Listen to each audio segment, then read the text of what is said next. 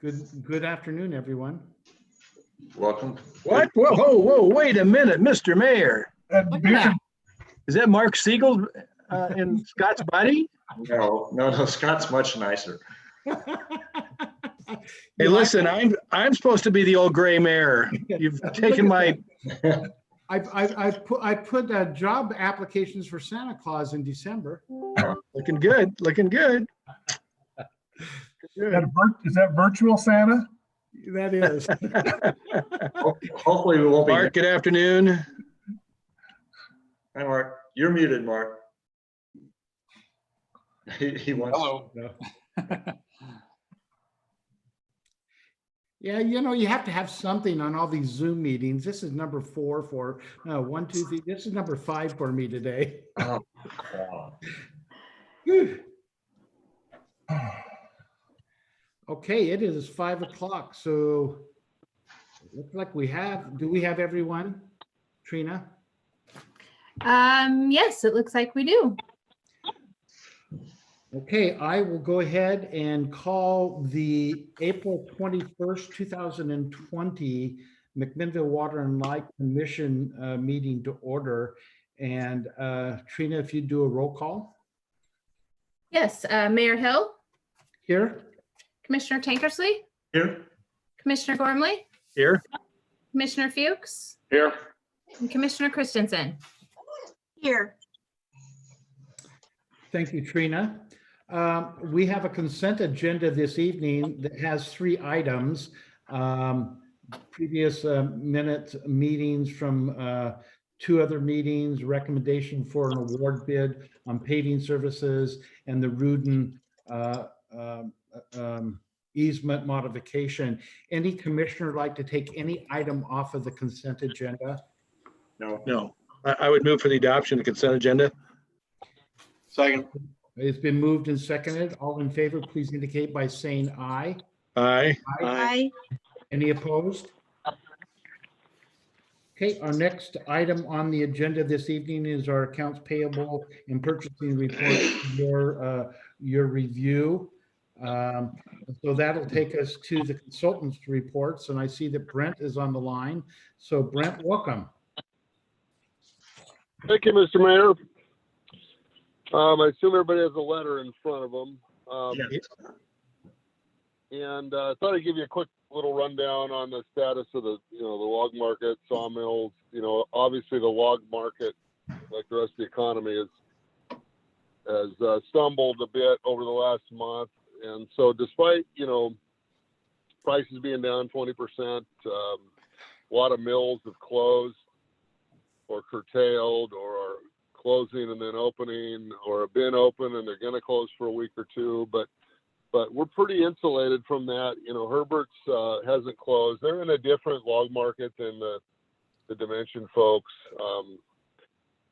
And so their end product is probably a little less sensitive to the economy. And I'm not sure about Frank's precise customers, but they haven't closed at all. They're still going. And so they plan to harvest all the sales they bought, the 2 sales they bought this year. Herbert's currently logging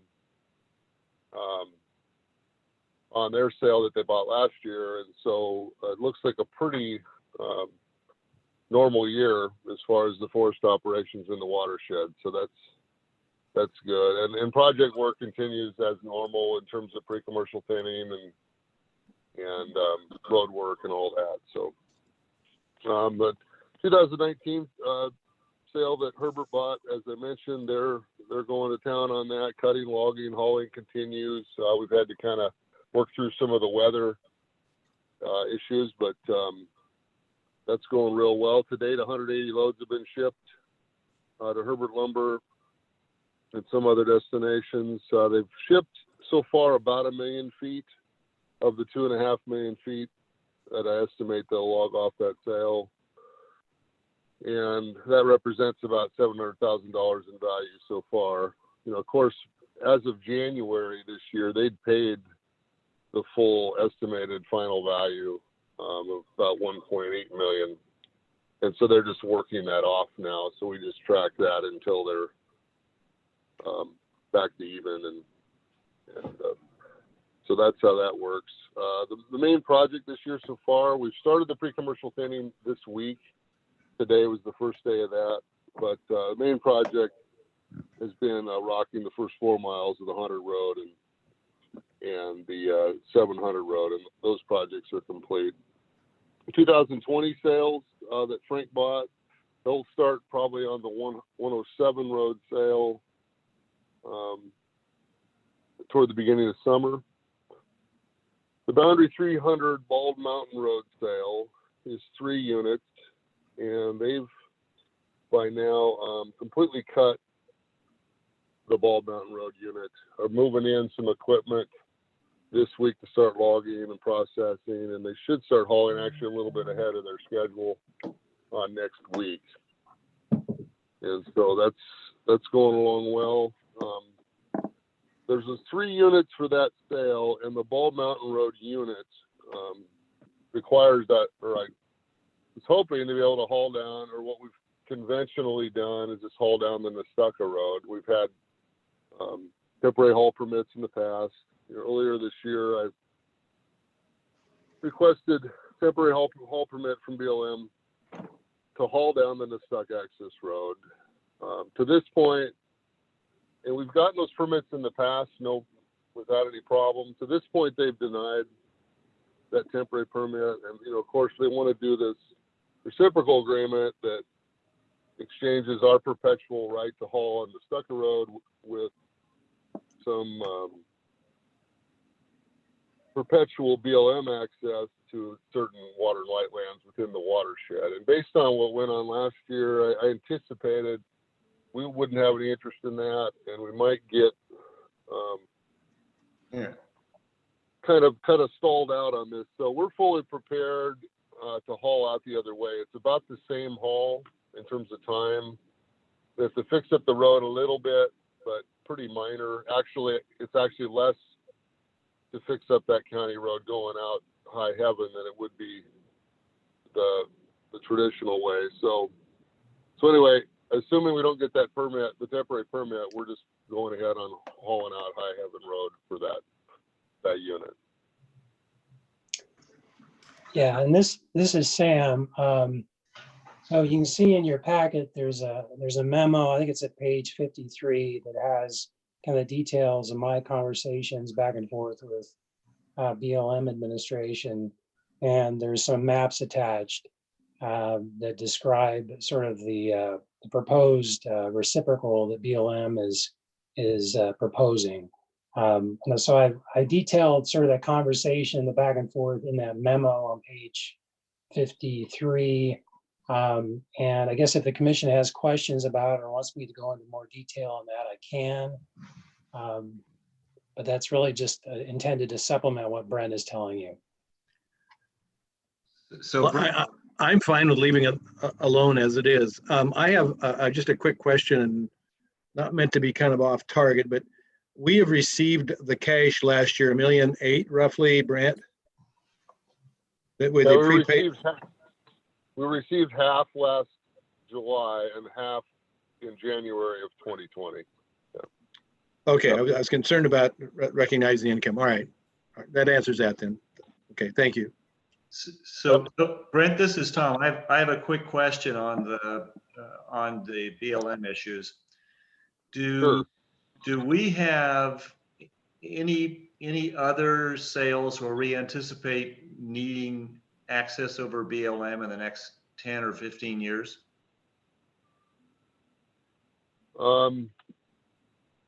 Nothing that we have to have it, that section, because we have sections of the access road. Okay. We can come out the AB road and then go in through the watershed and down the boundary, and we can work around that. I mean, it'd be nice to have it. It's nice to have all the options, but even of the options, it'd be nice to have it only be a few sales. I mean, it's not a lot of, not much of our program, So. And I know you work with maybe not the BLM person in charge who came to the meeting and threatened to do this to us, but to other Right. the staff level, and I think it's fair to say that the sense of the commission is we are not happy that we accommodated them and they're screwing with us. Right, exactly. I agree. And this is, and I mean, this is a road that is, they make money if we use this road, right? We have to pay a haul fee. Right, oh yeah, it's like, I forget, about $52 per Yes. 1,000 board feet per mile. You So know? giving us the permit means more money for them, where on the other side, if we give them the perpetual rather than permit access across our property, we have watershed issues, watershed protection issues. And so it's there. I'm having a lot of problems seeing how this is a relationship that's mutually beneficial. Right. No, I agree. When I read that last year, that was the red flag to me, that what they wanted was pretty, you know, that's pretty serious, pretty aggressive amount of rights within the watershed land there, I think, you know. Well, to be real clear, I'm just one vote, but I'm not interested in giving them any permanent rights in the watershed other than we already have. And I would be only interested in trading permit rights, temporary permit rights, just to haul on a road, even if we had to build it. And if we need this, then we could exchange them for those. Otherwise, I think they ought to pay for them. I'm in agreement with Tom. So should we bring this up when we get to Sam's item a little later in the agenda? I think we've kind of covered it now. I wanted to get the information from Brenton to make sure that if he talked to somebody, he would have a flavor of how we felt. Okay. Patrick, do you have a thought? I'm with Tom and Ed. They were not very nice in their ask and presentation. Right. And then Right, Jody- I've communicated back to BLM that the position that Commissioner Tankersley essentially has stated, that I think in the future, I think BLM is treating us very transactionally, and we'll have to treat them transactionally in return, I suppose. Okay. Good. Yeah. Jody, do you have any questions or thoughts? Well, I have to be quite transparent in this. This is new for me, understanding the relationship. So I've tracked everything we've said here, so I don't necessarily have any questions, but thank you. Okay, thank you, Jody. So any other questions for Brent? No, thank you, Brent. Yeah, you bet. Stay safe. Take care, Brent. Yeah, thanks a lot. Bye-bye. Okay. Next would be appearance request, and we don't have appearance requests this evening. That takes us to staff reporting. First, we have Mark that will give us an update on the financial reporting project. Good evening, commissioners. You can see in the staff report that I provided, we've spent some time with the folks at NASC and have kind of gone through a module by module breakdown of what we need to do for the setup. And we've broken it into 3 groups: things that we can do before we get to the 1st of July, things that we need to do right kind of as we turn to the new fiscal year, and then things that we can do later in July and after. And the bulk of what we need to do, fortunately, is stuff that we can do before we get to the 1st of the new fiscal year. That's always a pretty busy time for us anyway. And so it'll help us that we can get a lot of this done beforehand. And so that's our intent. And we will be working through that over the next month and a half to 2 months in that first group. And then the others will pick up right at the end of the 1st of the next fiscal year. So we're moving forward. Fortunately, the vendor is helpful to us, and they've been able to manage providing good support to us through the kind of the time we're in right now with all the social distancing. So we had a we had about almost a 3-hour meeting the other day with him. And he was really patient with us, and we just went module by module through everything, and we felt like we got a lot of help. So we have good direction, and we're going to move forward. So. Any questions for Mark? Oh, thank you. Thanks, Mark. Yep. Thank you, Mark. Thanks for the thorough report. Let's move over to James and an update on the Lafayette water transmission main project. Hey, James? good evening.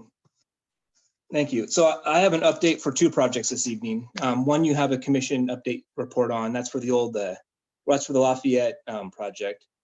And the other project I'd like to discuss tonight is the City of McMinnville's project, the old Sheridan Road project. I'm going to start with the old Sheridan Road and go from there. So the old Sheridan Road project is the last of the 5 projects the City of McMinnville's capital improvements identified within their transportation bond by voters in 2014.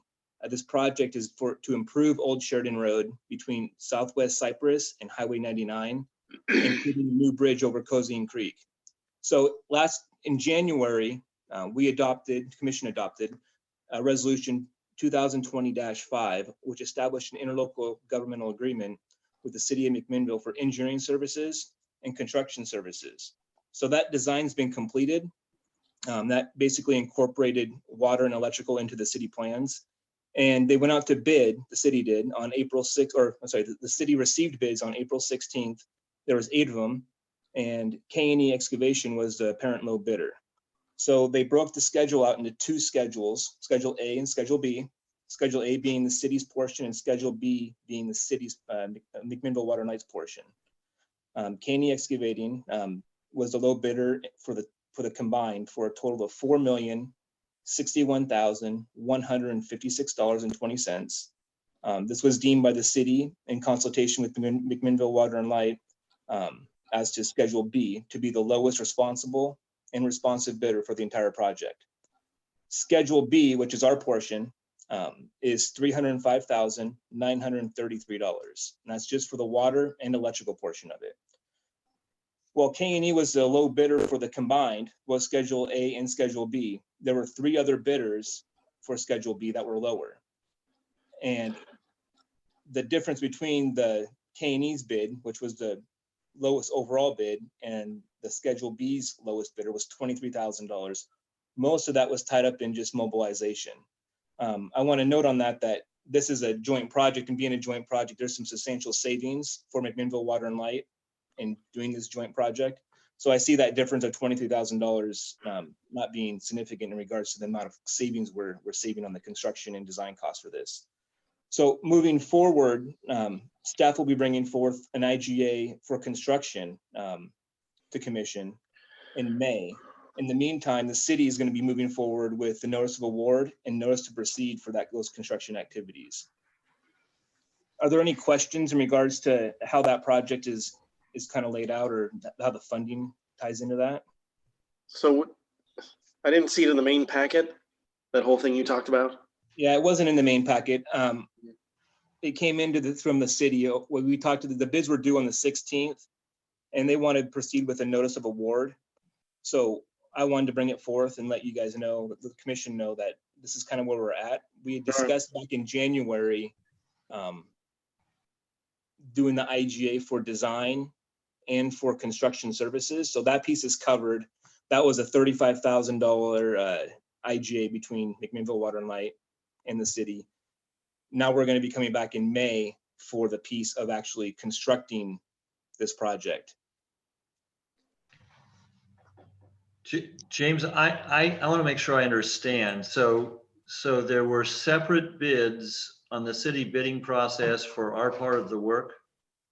Yeah, so we requested, similar to Lafayette's piece that we did, we requested the city do a Schedule A, which is the city's portion of the project, and break out water and electrical in the Schedule B. Okay. And the city, the McMinnville Water and Lights portion, just for the water pipe and for electrical conduits and bolts, is $305,933. That's the K&E bid, right? That's the K&E bid. were there other bids that were lower for that work? There were 3 other bids for McMinnville Water and Lights work that were lower. So the lowest bid was from a company called Kodiak, and they were $293,999.75. So $23,000 lower than what we're looking at. The difference, sorry, go ahead. No, that's fine. Go ahead. Oh, I misspoke there. It wasn't Kodak, it was Emery and Sons. And so, and are they're qualified, I assume? They are. So we could say, okay, we'll do this and it'll be $23,000 less, right? That's not, no. How it works, how it's set up is the low bid for the entire project Yeah. was K&E Excavating. Right. The bid price, hold on, Sam, the bid Oh, price, I see. So Emery would have to be part of the whole project too. that's correct. Okay. So the Well, K&E was the lowest bid overall for the combined, Right. and then Emery was number 2. yeah, it was We don't have the scheduled. choice. We don't have the choice of saying, well, use K&E for your part and we'll use Emery for our part, because Emery may not want to do that either, right? We don't have the choice. And when you look at the actual breakdown, when I've gone through it with the city, and John and I have talked about it as well, the big difference between the two, every bid item pretty much matches up identical with the exception of mobilization. So the mobilization is $23,000 difference approximately. So it's how they scheduled their work. They're moving equipment and materials on sooner for our project than the other ones we're going to do. That cost is going to either go to the city or go to us, however they schedule their work. And James, is your point, sorry, Tom. no, fine. Go ahead. Good. Pat. Okay, so James, is your point that we, because of the main project, K&E gets it. However, you were pointing out, even though if you look at it from a purely water and light standpoint, it's only 23K difference. So even if you, in a perfect world or a fantasy world, could divide it up, it's still not a material effect.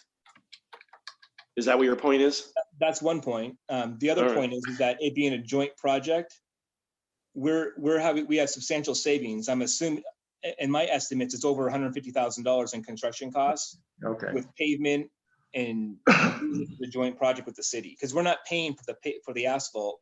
We're doing this in combination with the city. The city will be covering those costs because they would be out there paving it anyways. And Sam, would it be legal for us to do this? Yeah, what I was going to point out, it was bid as a unity under the previous intergovernmental agreement with the city. So I think we kind of knew going in we were going to get, they're acting as our contracting agency. So the city is doing all of the public contracting on this, and they're doing it on our behalf. So our choice really is to take this. If we don't take it, we're going to have to go out ourselves for an entirely new solicitation and rebid it. We really don't have the option of taking one of these other bids. Okay. Yeah. And I also want to add on there, we really don't have the option to rebid the project for the water piece because it ties in with this project. So the water line, how it sits now, is in alignment with conflicts out there for the city. So it has to be relocated either way. Ed, you're muted. Ed, you're muted. Thank you. The big advantage for us is we're part of another construction project and not having to go out there on our own and cut the streets and Okay. patch them back or repave the whole darn street. So, I mean, $23,000 in the big picture is nothing compared to what it could have potentially cost us. I agree. Big savings. Okay. So just as a time frame, I just want to just be clear as a time frame for us. So we'll be coming back in May with an IGA for construction to proceed forward. The city will be taking it to council on the 28th, and they'll be awarding the project and issuing a notice to proceed. Okay. Right, and I guess we're just looking for your consensus to go ahead, that you're, as a consensus, I don't know that you have to vote on it, but understanding that we're sort of beyond the Rubicon at this point. Well, you have my support. I mean, yes. Likewise. Me too. Yeah, I'm fine. Yep, sounds good. Good. So Thank James, you. Thanks for explaining it, James. yeah. You have our agreement, and John, you got our agreement to move forward, so. Correct. Uh, Were there any other questions on the old Sheridan Road project? Go ahead. No. Okay, so Lafayette finished water transmission main project. You have a quick brief summary on that piece there. I just wanted to kind of walk you through kind of where we're at and how it's going out there. I'm sure some of you've seen it driving by out there on Highway 18. But just to kind of walk through, on February 7th, we awarded the project to Caney Excavating. On the 13th, we gave them a notice to proceed. During that time period between April 6th and February, they did a lot of procurement. We got a lot of the stuff in for pipe, HDPE, and they moved on April 6th. So April 6th, they started bringing out equipment and began excavating on the west end out there by Old Stone Village.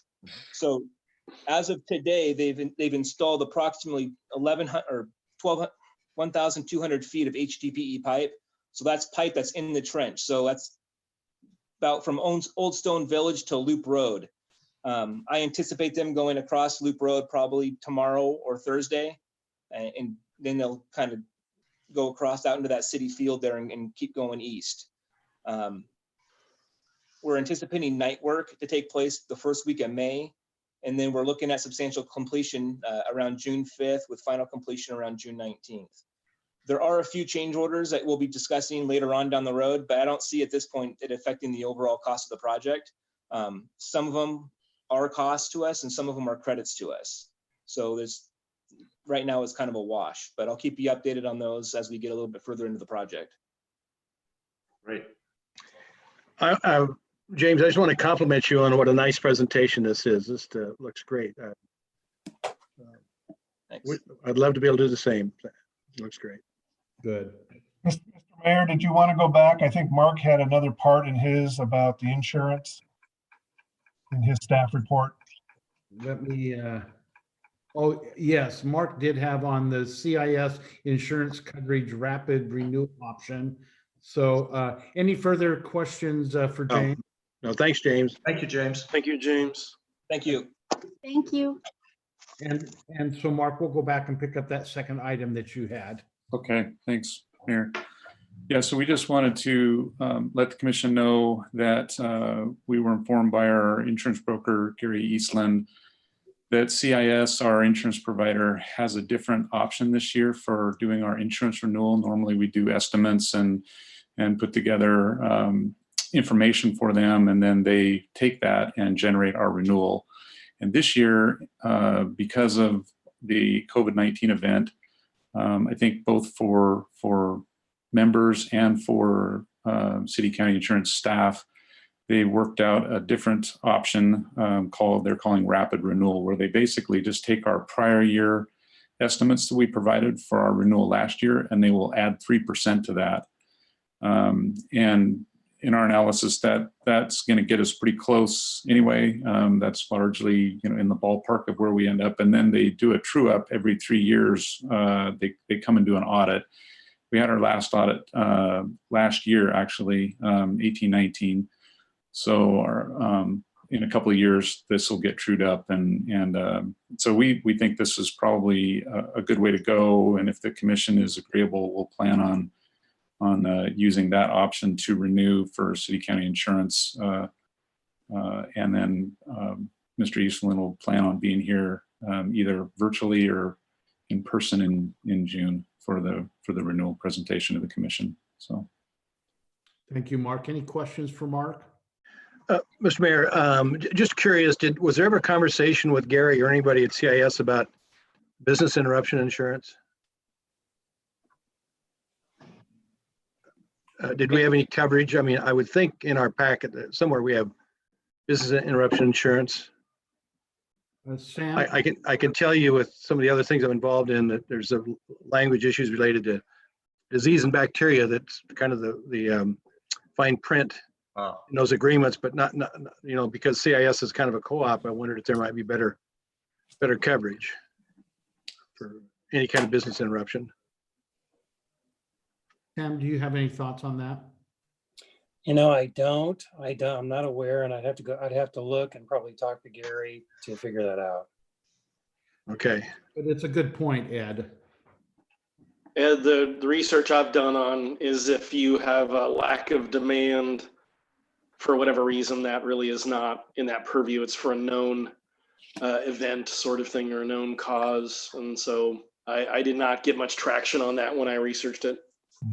The two different issues I dealt with, both had language related to disease and bacteria, and they were because of having to operate out of different facilities, moving from one to another kind of stuff. So yeah, it's just, but there might be somewhere some language.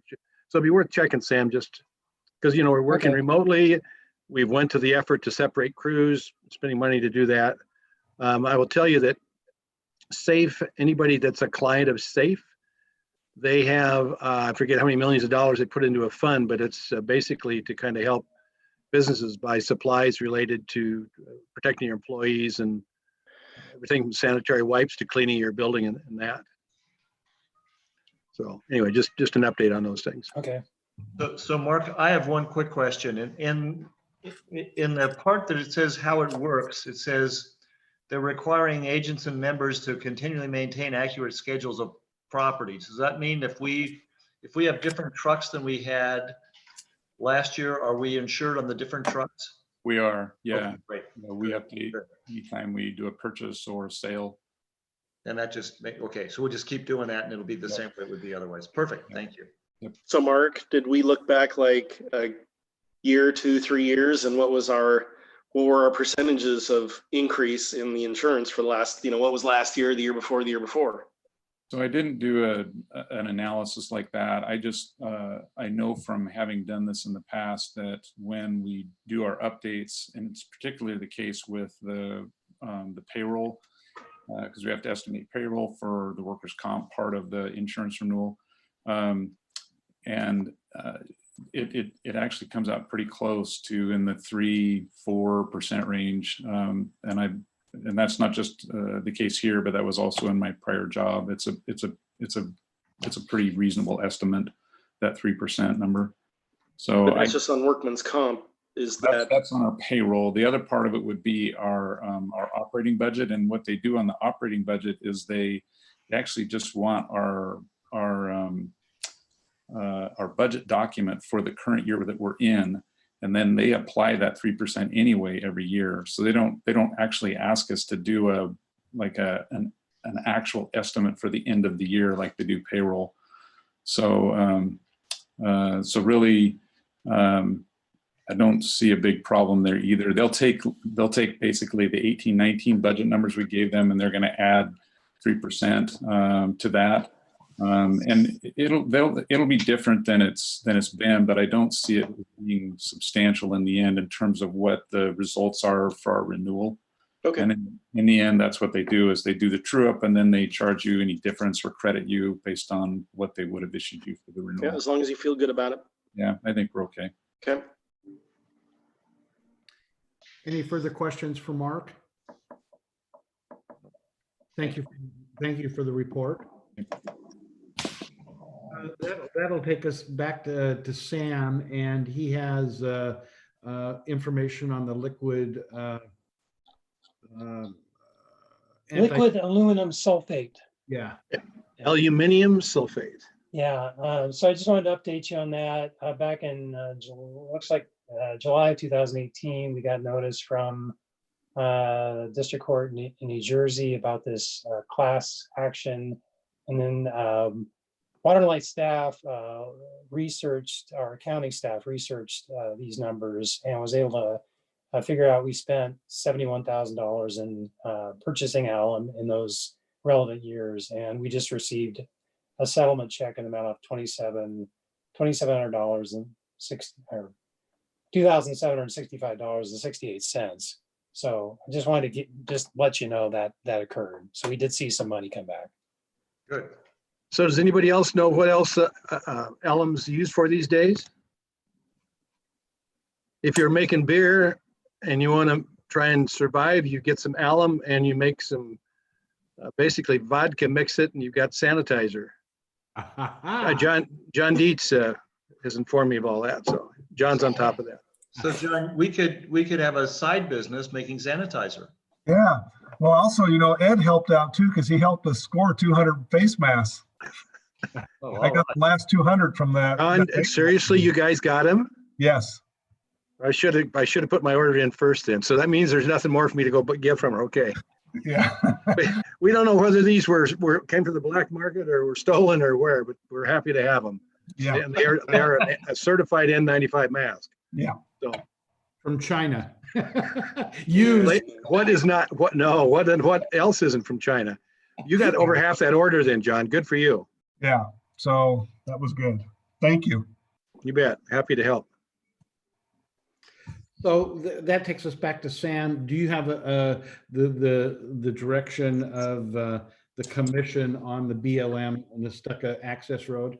Yes, I do. I don't think I need any more direction. Thank you. Okay. I'm very. Is that like arrows pointing you somewhere? I like it. This is all about Sam running in the mountains now, I think.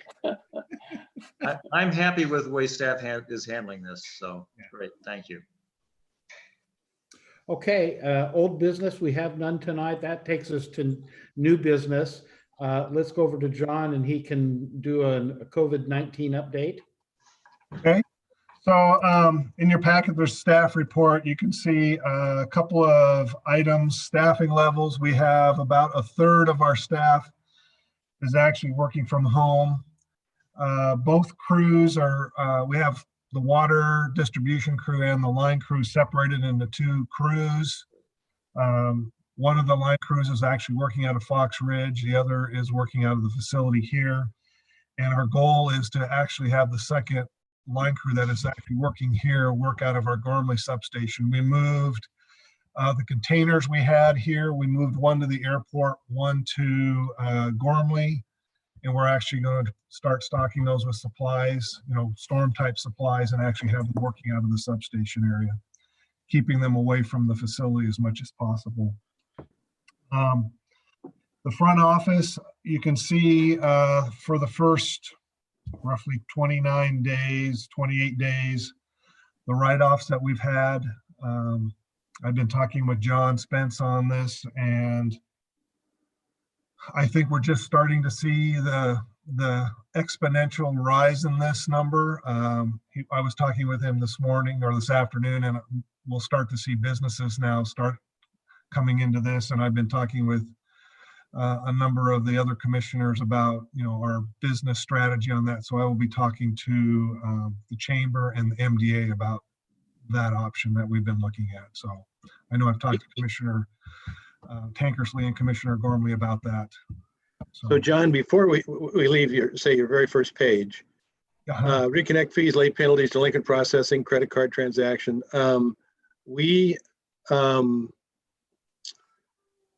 The reconnect fees, late penalties, are those things that we are being required to waive? So no. So the way Oregon took a little different approach. So the Washington governor actually ordered utilities not to disconnect and to actually reconnect people that were already disconnected for non-pay. Oregon did not do that. And one of the reasons they did not do that, the utilities already took a proactive approach. So the governor felt that she didn't need to do that. So when you say utilities, we're talking about the investor owned as well as the publics all together? Investor owned, the COUs, the consumer owned, and Northwest Natural as well. Okay. And a number of water utilities also. Okay. So. All right, good. Thank you. So yeah, this is really good information. I think the rest of the commission's aware there are people having ideas of more that we should do more to help one or more segments of the local economy. And if you look at what we're doing already, that's $43,000 in less than a month, if I understand the numbers right. Is that what the numbers mean? Correct. And I would expect that to grow substantially in the next month as we start to come into what I think is going to be, the exponential growth in that because of the pandemic. The advantage of what we've already done, with the exception of the credit card fees that will cost us some money, but it won't cost us that much, I don't think. With the other things, we're not imposing a cost on other customers. Correct. We're not shifting costs here because we're just not collecting from the customer who's having the problem. We're not doing something that ultimately, given our cost of service approach to rates, will cost another customer who may be in as bad or worse a situation as the one we're helping in. So I like this approach. Yeah, I think what we'll see is when the governor's orders lifted, and we're going to see a substantial increase in write-offs, because, you know, we're going to have customers that are not paying, they're going to have larger bills. So we're going to have to work with those customers, but we will have customers that will just abandon their bill essentially. So. Yeah, I hate to say it, but the best is yet to come. We're just the tip of the iceberg. Exactly. This is going to grow. So on the next page, you see construction projects. We're still doing the construction projects. The Lafayette Intertie, Old Sheridan Road, the Fox Ridge building up at Fox Ridge, where the structure is complete, and now we're working on the internals of that. Pole replacements are continuing. All of that, the normal maintenance work is continuing. And then the other thing we're looking at doing is moving to a 410 schedule to reduce our exposure to each other and our crews because of what's been going on. So we would run that through the end of August. That's good. That's good. Good. I'd love to be able to do that with our business. Yeah. And then I think, you know, I think the other thing is we are still getting a lot of payments in our drop boxes. I mean, I was asking PJ this morning or this afternoon, and people are still paying, and we see a definite increase in the activity at both our drop boxes. So that's good news too. People want to get out of their homes, you know, stir crazy. Well, and I think the other thing that, you know, I'm going to stress to, you know, the Chamber and Downtown Association, we have some of the lowest rates now. And so that's a benefit to everybody in our service territory. And we want to maintain that. And so I think people need to realize that we are one of the low cost providers. I mean, I go out and look at other utilities and they're much higher than us. So. Yeah, and it's unlike, say, PG&E, where you could say, well, let's put some of this cost on the shareholders because we're just going to put it on our other ratepayers. And it's very hard to figure out how to do that equitably and really to look forward and say, well, we're going to look back and say it was a good idea to do that, even who have done it. So I like this approach much better. Okay. That's all I have. If there's any other questions. John, do you have any updates on our helping customer program? Yeah, let's see. I'm trying to remember the date, but actually. That's actually one of our items down here. Yes, John's got it in. John's got that in his staff report. John Spence. Any other questions? No, thanks, John. Okay. Then let's go over to Sam and the extension of our declared emergency. So back on March 17th at your regular meeting, the commission declared a state of emergency for 60 days. And if we had thought about that a little bit more, we might have declared it and extended it for 62 or 63 days. As it is, the declared emergency only goes to May 16th. There's a regular meeting on May 19th. So what this resolution would do, if it's adopted, would extend the emergency out beyond the May regular meeting date. Good. Okay. Any questions from the commission to Sam on this resolution? Great idea. Okay, and if not, then Trino, do we have what's the next number, 12? Yes, resolution number 12. Okay, this is resolution number 2020-12, a resolution by the City of McMinnville Municipal Corporation, State of Oregon, acting by and through its Water and Light Commission, declaring, extending a state of emergency with regard to operation of the water and light plants of the City of McMinnville. That's read by title only. Okay. Any additional questions for Sam? I move we adopt the resolution. Okay. Second? Second. It's been moved and seconded. Trina, will you poll the council or the commission? Yes, Mayor Hill, Yes. Commissioner Tankersley, Yes. Commissioner Gormley, Yes. Commissioner Fuchs, Yes. Commissioner Christensen.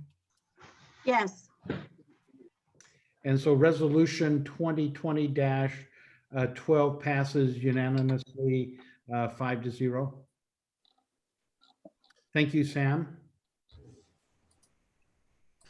Let's move to John and the update on customers helping customers. I'm sorry I jumped out of, I just thought it was a good to go with the other report. So, John? That's all right.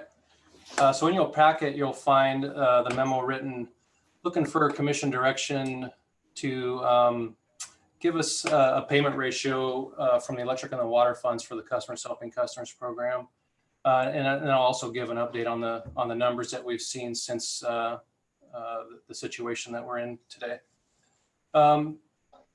So as you guys voted on the 27th meeting of the 3-to-1 match, you also were seeking some actual numbers from Customers Help that had received assistance on their bills.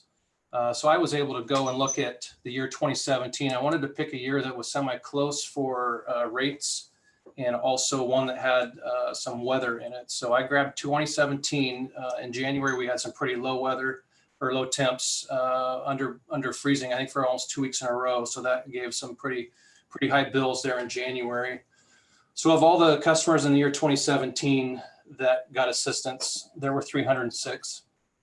125 of them, which was 41% of that total, were electric only accounts. The other 181 had all three services. Excuse me, John, for a second. Certainly. Is that because the YCAP program is electric only?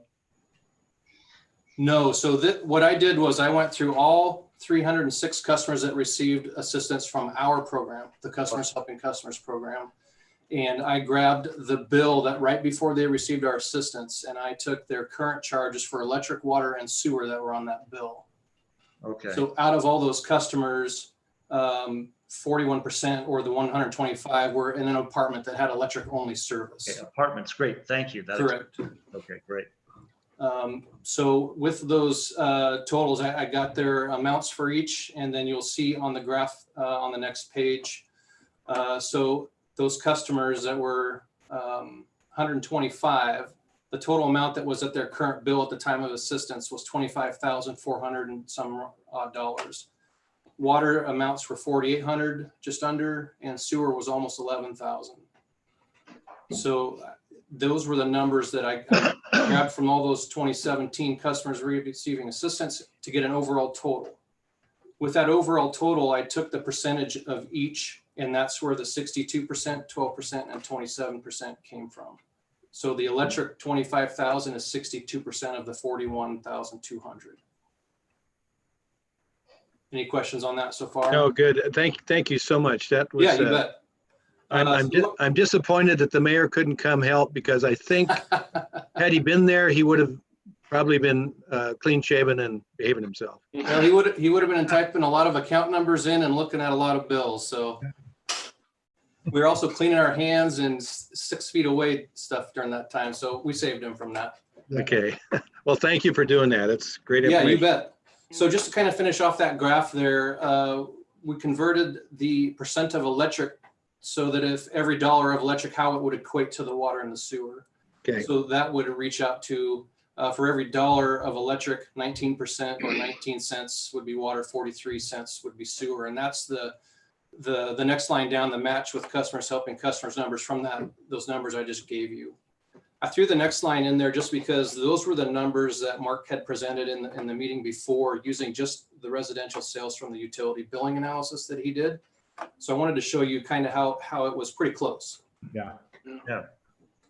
So the recommended match down at the very bottom is taking the dollar, the 19 cents and the 43 cents.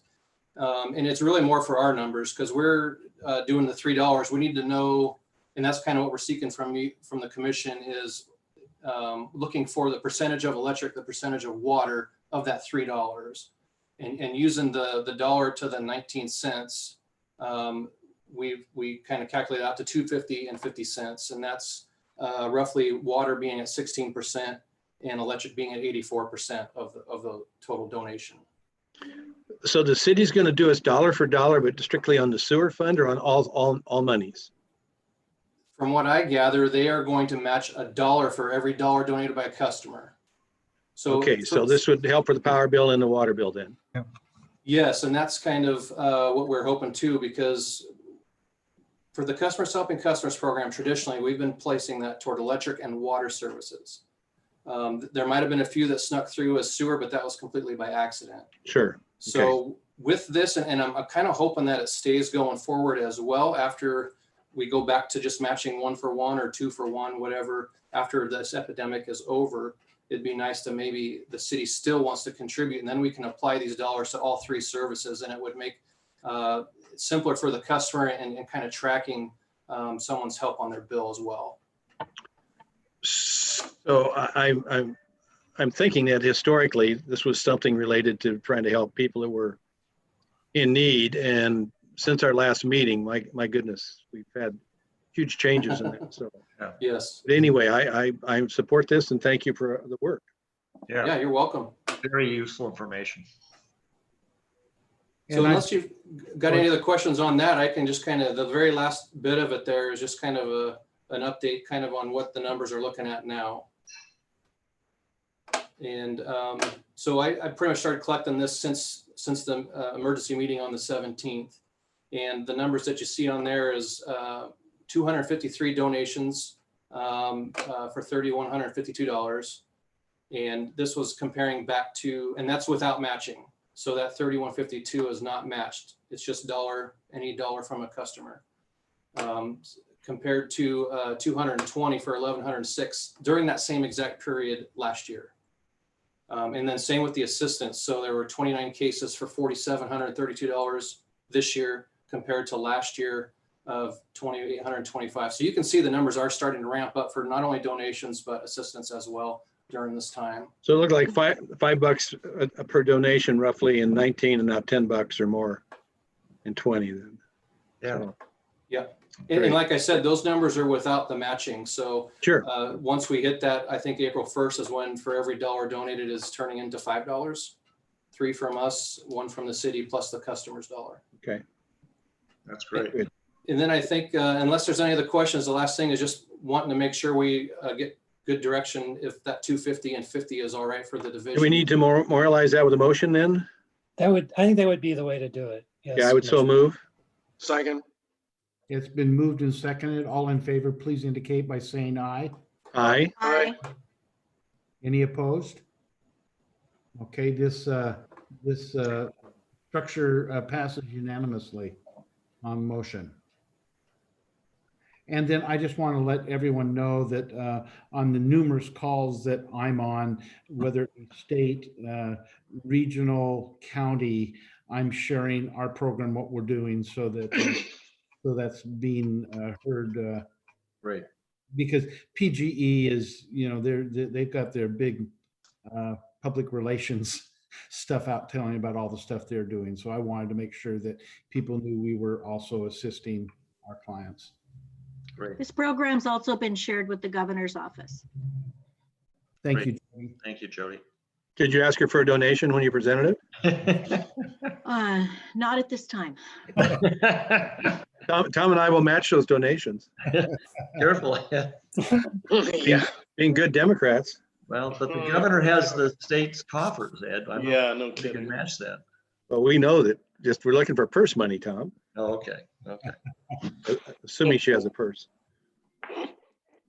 Let's move to our next new business, item of new business. Sam, if you would go over the amendment number 1 to water rights conveyance agreement, IP. Sure. So this is a proposed amendment number 1 to the agreement with International Paper that was approved by the commission in January, an effective date of February 11th.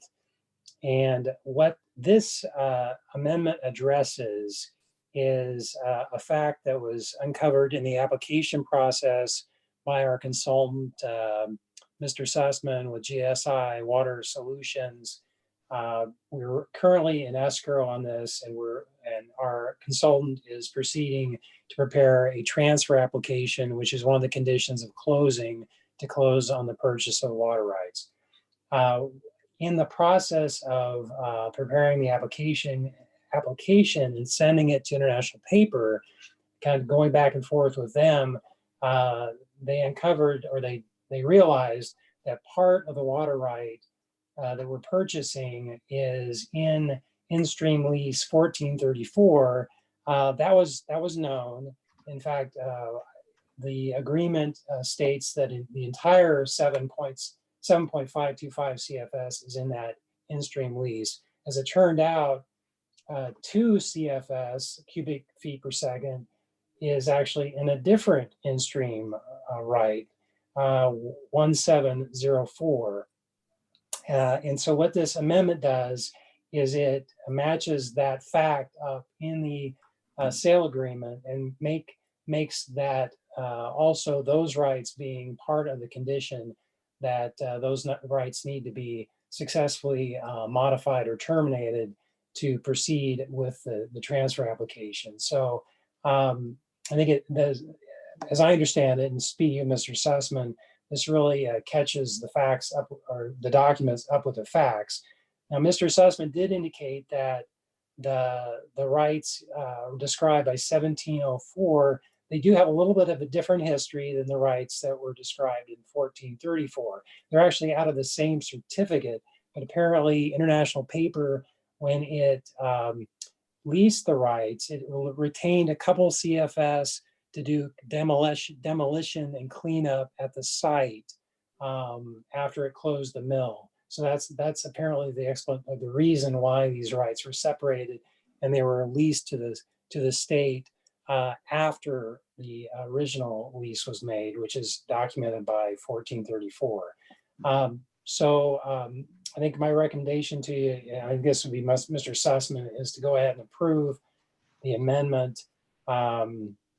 And also provides for an extension of time for filing the application, as it still has not been filed at this time. Sam, so you don't have to come, first of all, you think this is a good idea, right, to do this? I do, yes. Okay, and so we don't have to come back if IP comes back with something slightly different. Would it be helpful if the motion were to authorize the mayor and the clerk to sign this, or something that in your opinion is substantially the same? Yes, I think that would be helpful. I do believe that I probably would have heard, in fact, I heard back on Friday from the attorney in Memphis with all indications that they're good with this. So I think they're fine with it as it is, but I would be happy to have that latitude in your motion. So if nobody else has any questions, or I don't, Tom. We've talked about this before, so. So I move that we authorize the mayor and the clerk to sign amendment number 1 to this water rights conveyance agreement in the form presented, or in a form that is substantially similar in all material respects as determined by our council. A second? Second. Okay. It's been moved and seconded. This is, so I think this is just a simple vote. All in favor, please indicate. Aye. Any opposed? Okay, Sam, I think you've got what you need from that perspective then. Yes, thank you very much. Okay. That takes us to an executive session this evening. And so, Can I be the devil's advocate here? Is it legal to do an executive session on Zoom when somebody could be pirating the signal, so to speak? Or is it okay? I don't know. And aren't we live on YouTube? Yeah, I think what we're going to do is we're going to have our IT manager, Mr. Woodworth, is going to drop the live stream. So we'll actually break down to just who's on the Zoom account. I don't pretend to understand the internet well enough to know if we have absolute security here, but I think it's at least reasonable. And I think it is legal. So sorry to interrupt. Let's assume we don't have absolute security. Is there something that we're discussing, a deal or something that might put us at risk? Are we better off to call on the phone and call in via the phone or something? Hey, Um, Ed, was there a password on this Zoom session? No, we didn't put a password on the Zoom Yeah, session. so I would say if someone got a hold of that meeting number, they could be checking it out. We do have a waiting room set up, so no one Yeah, can. so we would know if someone's in. Right. Trina has control of who can come into the meeting, which gives me assurance that Yeah. no one's going to be just jumping onto the meeting. Oh, and if they did, you would know. Correct. Yeah. So, I'd be all right with that. Okay. So we've Just got, wanted to ask. we have 12 participants right now, it shows. Mhm. I'm going to stop the live feed to YouTube.